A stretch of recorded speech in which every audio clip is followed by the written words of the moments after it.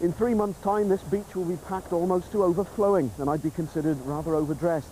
But then, this is the Costa Brava in late March, home to round 5 of the World Rally Championship, the Rally Catalunya.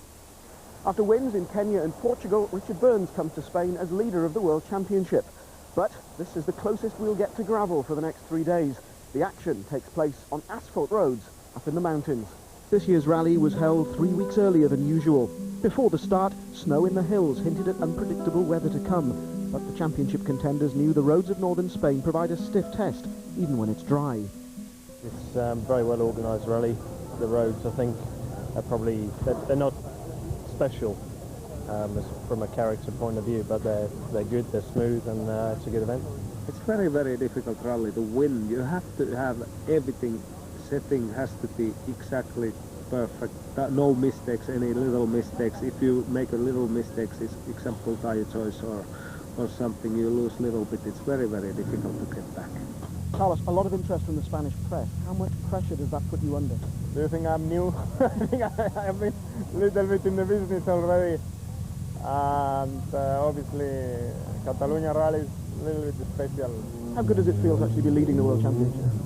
It's not something I think about, actually, because it's only been like 10 days or something since it happened. So I don't really think about it. Occasionally I think, oh, it's happened, but there's still quite a few rallies to go. Following a string of retirements, rumours were rife that Colin McRae was unhappy at Ford. The man himself, though, was concentrating on the job in hand. I want to finish, I want to get a result. The championship's still open, but if Richard had another good result here and we retire, then it just means he's going to get so far in front and there's nothing we can do about it. So from that side, it's very important to get a good finish and a good result here. Clearly, Colin's one of the top drivers in the world, and you know, we'd be foolish if that opportunity didn't come along to start talking to him. I don't think it's a case of him not being happy here. I think, if anything, Colin probably feels very much at home. He likes the team, he feels very comfortable with the team, and there's no doubt about it, we feel exactly the same way about him.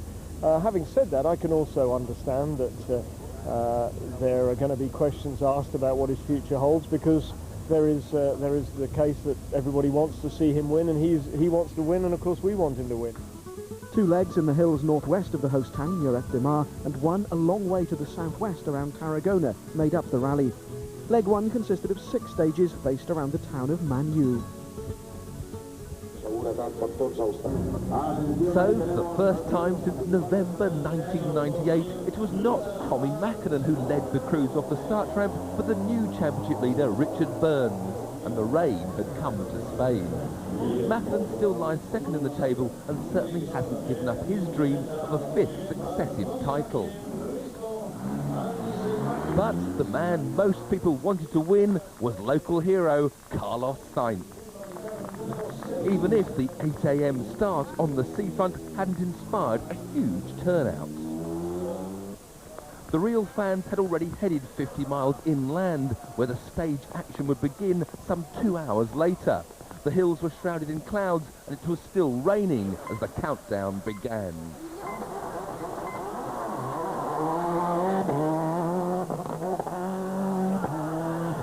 30 braking flat right 30, fast left 2. And fast left 30, slight right. 70 braking, easy right plus in 30. One man not unhappy with the weather was Richard Burns. His Pirelli tyres have always been good on wet tarmac, but in recent years they've not been so good in the dry. He was fastest by 4 seconds on the first 8-mile stage, but his teammate languished 18 places behind him. The belt, which one, you know, runs the alternator and power steering, just went. And before they can change that, they have to take the, you know, the power steering pump goes off as well. And it's not so easy job, you know, to fit the new one. Like Burns, Colin McRae also got off to a solid start. Third on stage 1, then second on the next 2, to lie 11 seconds behind his rival. 100, okay. Teammate Carlos Sainz felt he had the wrong rubber for stage 1, where he dropped 15 seconds.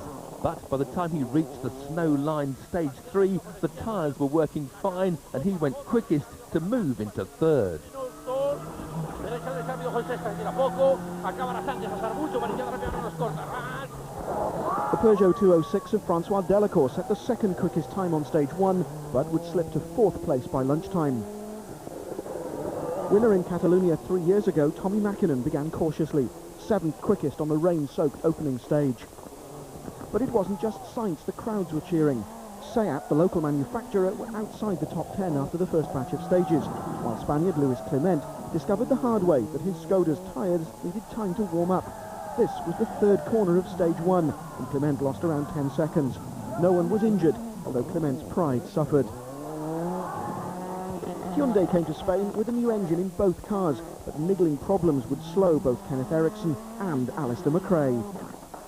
Arriving at service in Manu, the rally leader was Richard Burns, who'd been fastest on 2 of the first 3 stages. I think we had the right tyres, I was driving very neatly, and also being first car means that you have probably a cleaner road. It's just wet and there's not much dirt, but obviously when you start taking a few cuts it gets more and more dirty for the other cars.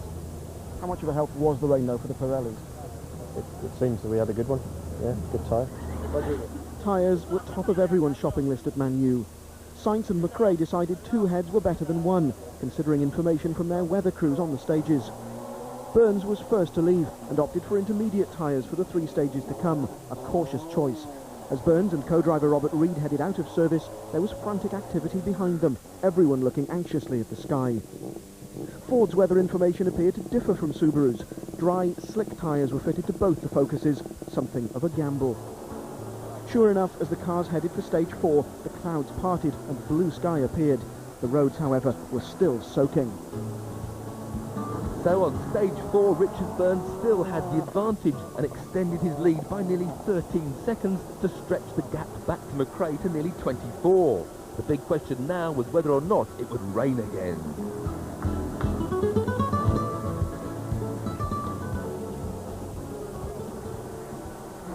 It didn't, and on stages 5 and 6, McRae pulled back 15 seconds. Sainz was also quicker than the Subaru. The Fords were closing in. Mäkinen, though, was faster than all 3 of them, and he was now just half a second behind Sainz in 4th. The Peugeots lay 5th, 6th and 7th. Delacour's opening promise failing to materialise as all 3 suffered from a new engine specification that left the drivers with poor throttle response and too little low-rev punch. Much had been expected from the French squad for this event, but they were failing to deliver.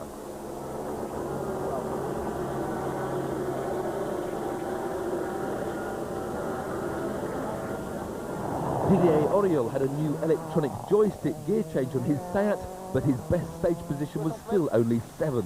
Attention, droite 5 plus rail, attention, droite 5 plus rail. Sur gauche à fond.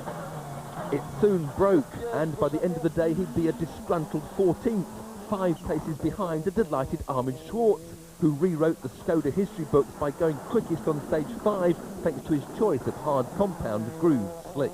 Armin, congratulations, the first fastest stage time for the Octavia? Thank you. I have been waiting quite long for that, and I think it was just the combination of the car was good. We had the right tyre choice, and I think we did also a good job.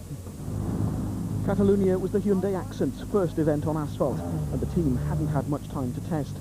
Problem had followed problem, and Alistair McRae was already down in 20th place.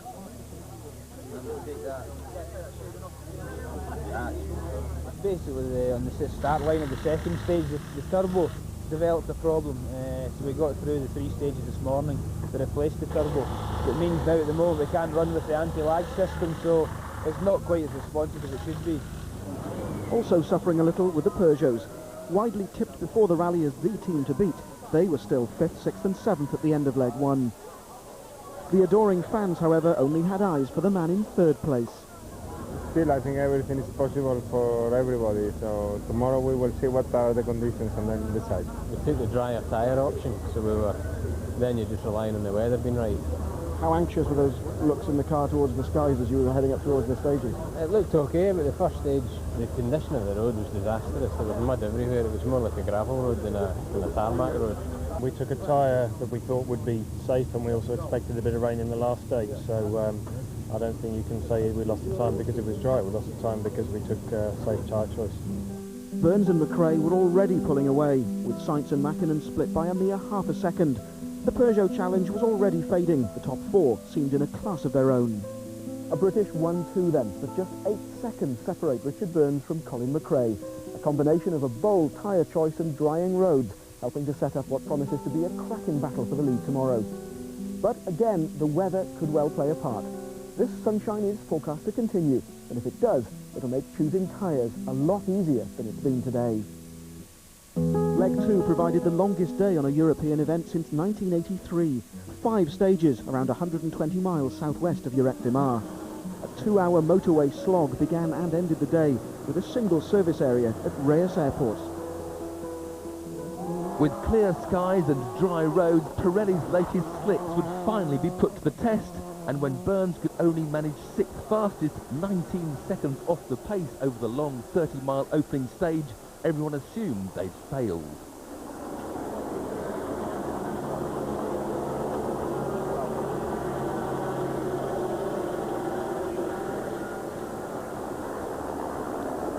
With Richard in deep discussion with the Pirelli engineers, Michelin man McRae quietly cruised past into the lead. But tyres hadn't been the Subaru star's handicap.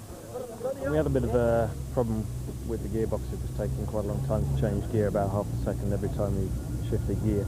So it meant that every time you came into a corner and you were changing down, it upset the balance of the car quite a lot, and also accelerating, obviously the same thing. The boffins quickly got out their laptops to remap the computer-controlled gear change, but the damage had been done, and McRae blasted into stage 8 with an 11-second lead.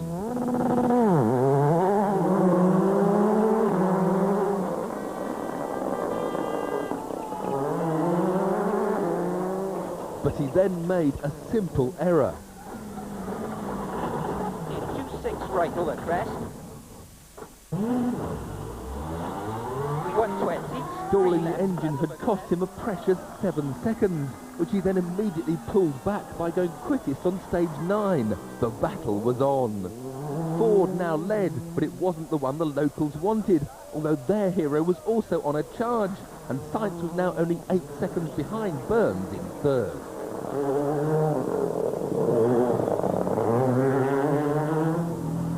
As the rally reached its halfway mark, the top 3 were covered by just 20 seconds, with a Subaru and a Ford sandwich and early riser McRae on top 4.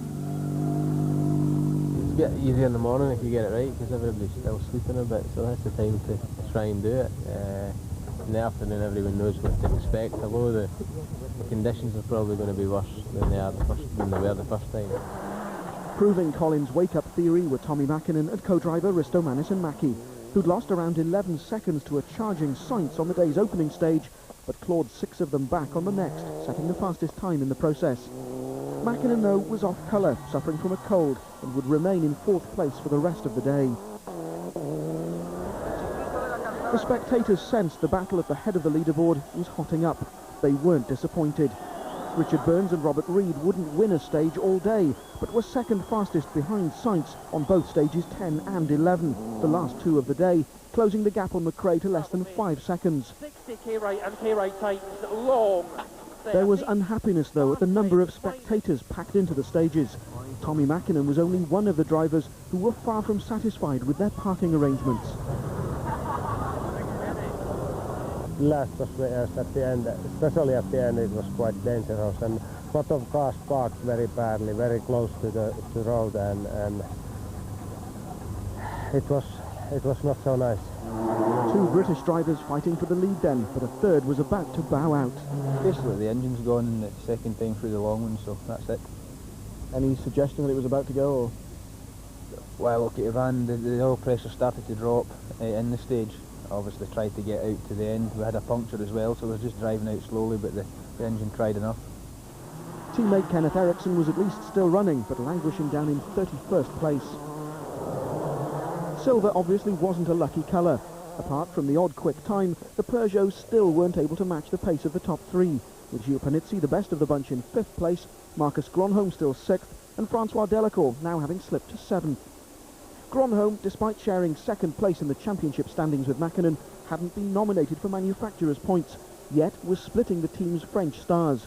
No matter, the team was on course to pick up 3 constructors' points, and Gronholm could add to his score in the Drivers' Series.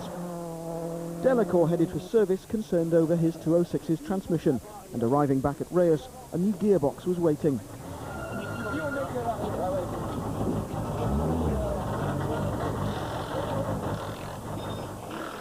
It was, though, the latest in a string of transmission problems which had dogged the team, and while the mechanics worked to change the box, the drivers and co-drivers could grab some food and reflect that they would play no part in the fight for the top 3 places.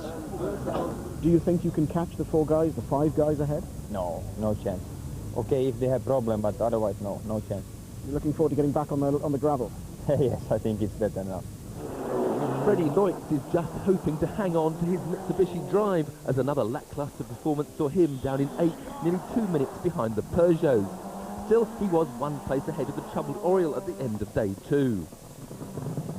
The Frenchman's SEAT teammate sadly wouldn't get that far, as young Tony Gardemeister on his first Rally Catalunya suffered a variety of niggling problems and then made a costly error on stage 10. Vasen nopea plus ei siis 3. Vasen nopea plus ei siis 3. Eipä tässä 3 wheels weren't enough to get him home.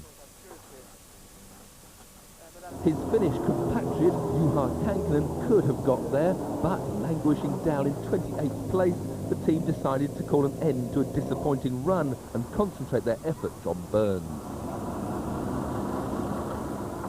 The end of the day would also be a disappointment for another Finn, Tommy Macklin, who had been just 10 seconds behind Sainz.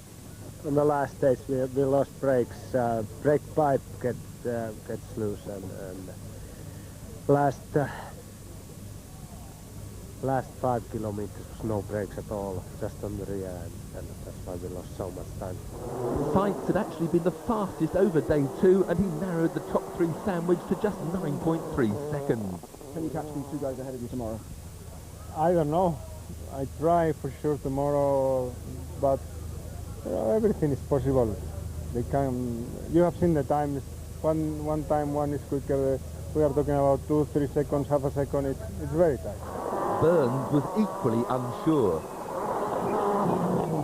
I think you have to remember that tomorrow's stages, the tarmac's a lot more different, and we haven't really driven on that type of tarmac in the dry. So it could be something quite different tomorrow with the tyres, or it could be anything. How frustrating is it, that gearbox problem you had at the beginning of the day? Well, it's a long time ago.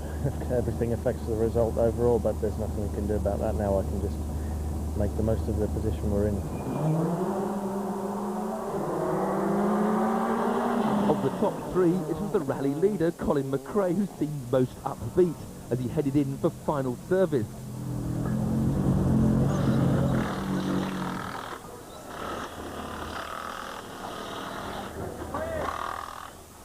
But he was keeping a wary eye on the weather forecast.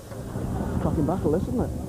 Aye, it's getting a bit close for comfort. Apparently the forecast again is changeable for tomorrow. Does that give an advantage to Richard, or is it pretty much level playing field now?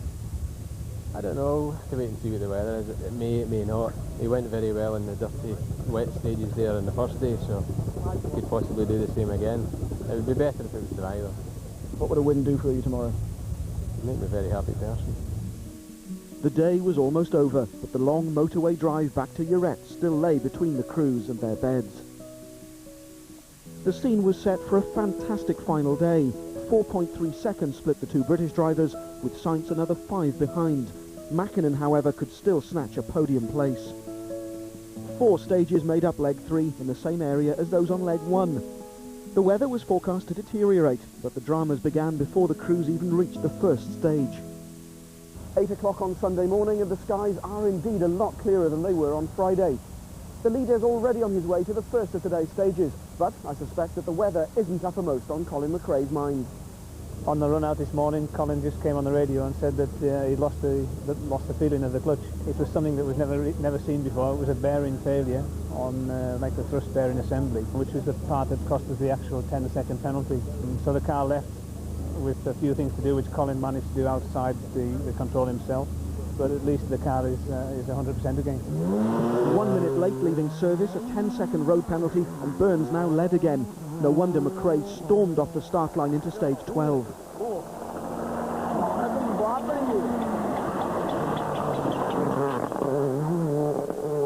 As he's shown so many times in the past, McRae cornered is a dangerous animal, and he didn't disappoint. Exactly 7 seconds faster than Burns over the 22 miles, the Focus had dramatically retaken the lead from the Impreza. Burns picked up the gauntlet thrown down by McRae. 0.2 of a second quicker on stage 13, the gap between the Scot and the Englishman was down to just 1.1 seconds, with only those two same stages to run again.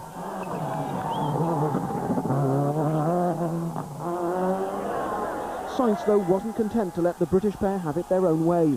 2 seconds faster than Burns on stage 13, Sainz and co-driver Lewis Moyer were 4.4 seconds behind Burns and Robert Reid as the crews headed for service in Manu.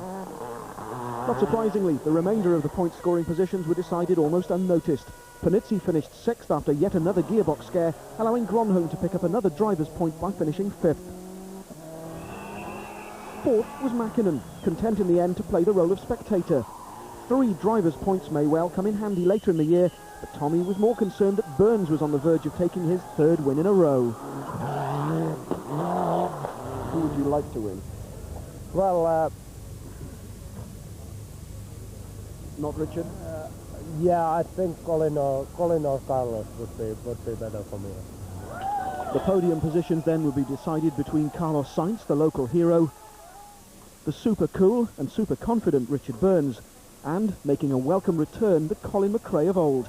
The World Rally Championship had never seen anything like it. I think the next special stage is the key to it all, I think.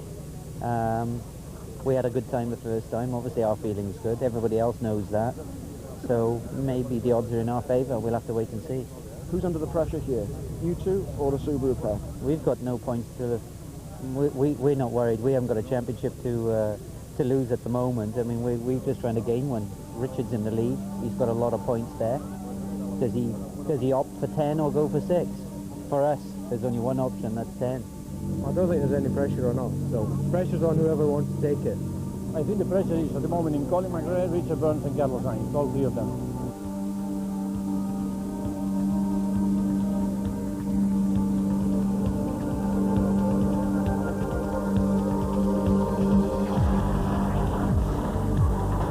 Trazar mucho para izquierda, buena menos lenta, Susi se cierra poco. Abrirse, acaba izquierda, buena más Susi se cierra y mucho Brasil. Para derecha rápida más, abrirse. Trazando en derecha rápida menos se cierra poco. A fondo.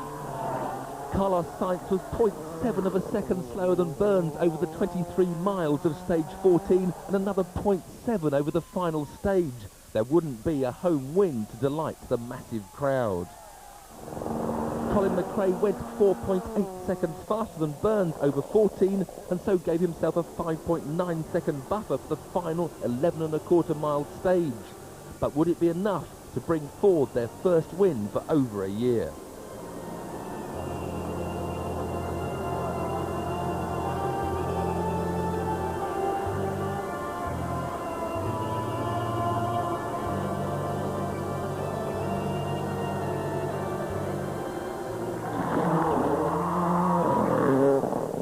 At the final control, all they could do was wait for the times to come in.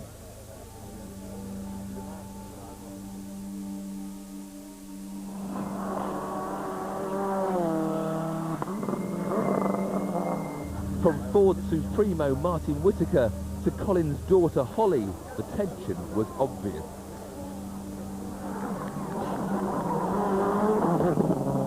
Burns needed 12 minutes 3.8 seconds to win. 12.098. Malcolm Wilson's wife Elaine was delighted. The Ford crew were delirious.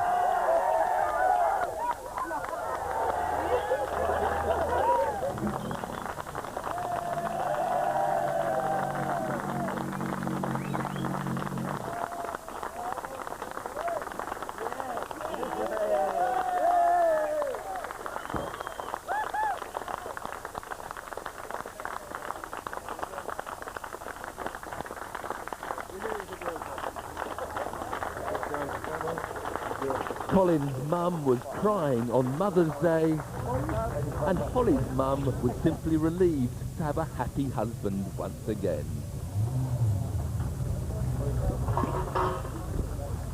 Colin, first things first, very well done. Thank you. It's been a while since I said that to you. I know, quite like it though. How does it feel after a year? It was a bit of a strange feeling really. I'd almost forgotten what it was like, but it feels nice. There's been a lot of talk in the UK over the last few days about you threatening to leave Ford or whatever. What have you got to say? I think I said it all before the event. I'm very happy with the team. Obviously not happy with the way the results were going, but the team as a whole is very good, and I'm really pleased. I just hope that things continue like this, and then there won't be any doubt. It's quite emotional because everybody's put so much effort in, and obviously disappointed Collins had to wait so long. I think all along the car has shown its potential. We're obviously very pleased in Portugal with the performance, and I said before this rally I still didn't think we'd fully turned the corner, and I still think we've got quite a way to go. We know we've got a lot of exciting things coming in the future, and I think it just gives you an idea as to what the future holds for the Focus team. To be honest, the whole rally's been pretty exciting, and those last two stages I tried absolutely everything, and Colin took 4 seconds or something on the first one, the long one, and I couldn't do anything. I was trying like hell, and what I can say is obviously it's a big improvement from the tarmac performance that we've had last year, and to finish only 6 seconds behind Colin and to beat Carlos as well on his home ground, I think it's a fantastic indication and also a fantastic result for the amount of work that Pirelli have put in. After all the problems at the beginning of the year, one car breaking here, one car breaking there, I think it's really good result. I think we have been working very hard to prepare this rally, and it's very good. Is this a turning point now for the team? I hope. Do you think you'll remember how to party? I haven't forgotten that. After the closest finish to an event most people could remember, McRae came out on top by just under 6 seconds. The fastest time on that final stage was actually set by Gronholm's Peugeot, which finished 5th, but that hardly seemed to matter. So Burns extended his lead in the Drivers' Championship over Mäkinen and Gronholm. 10 points for the win lifted McRae into 5th place behind his colleague, while no points for Kankkunen meant he dropped to 6th. Ford's 1-3 lifted them into 2nd place behind Subaru in the championship for manufacturers. Peugeot are still 2 points behind Mitsubishi, while Seat, Skoda and Hyundai went home from Spain empty-handed. But the moment belonged to Colin McRae, Nicky Grist and the Ford team. So an unbelievably close finish to the Rally Catalunya. Richard Burns laying to rest a few doubts about Pirelli's ability on dry tarmac, and Colin McRae and Carlos Sainz laying to rest a few other doubts. McRae then becomes the 4th driver and Ford the 4th manufacturer to win a round of this year's World Rally Championship. But after 5 events packed into a little over 3 months, all the teams will be glad of a short break before round 6, the Rally Argentina, which starts at the beginning of May.